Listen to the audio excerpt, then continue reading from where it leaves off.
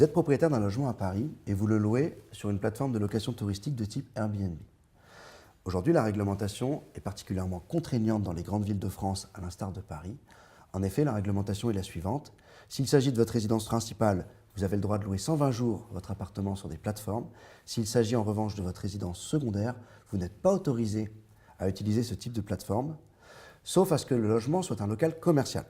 Partant de ce postulat, la ville de Paris dispose d'une trentaine d'agents assermentés sur le terrain pour venir contrôler les appartements qui ne sont pas en régularité avec la réglementation. Comment se passe ce constat d'infraction? Très simplement, les agents font ce qu'on appelle des captures d'écran. Ils font des simulations de réservation sur votre site internet et ils réunissent en fait un certain nombre de preuves pour démontrer qu'il s'agit d'une infraction et notamment de votre résidence secondaire. Par exemple, il faut savoir que la ville de Paris interroge l'administration fiscale pour savoir s'il s'agit ou non de votre résidence principale ou secondaire ou s'il existe des locataires qui sont dans les lieux.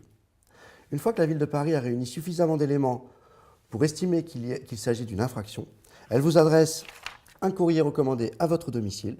Il s'agit d'une convocation à ce qu'on appelle une opération de contrôle. Il s'agit comme un petit peu comme un contrôle fiscal, où finalement la mairie de Paris dispose déjà de 70% d'éléments pour constater votre infraction. Et elle vous demande finalement de terminer ce constat. Elle se rend chez vous pour vous demander un certain nombre de pièces.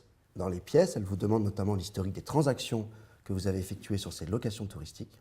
Elle vous demande également votre titre de propriété, votre taxe d'habitation. Et également, elle vient sur place pour faire des photographies, pour s'assurer que l'annonce avec les photographies correspond bien à votre logement.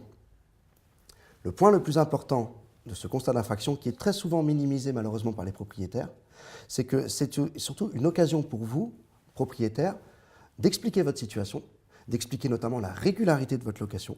Très souvent, la ville de Paris fait des opérations de contrôle sur des biens qui sont en réalité des résidences principales de propriétaires, où ils ont tout à fait un crédit de nuitée, ou alors il peut s'agir effectivement d'une résidence secondaire, mais où vous avez des circonstances atténuantes pour expliquer pourquoi vous avez mis votre logement sur des plateformes de type Airbnb.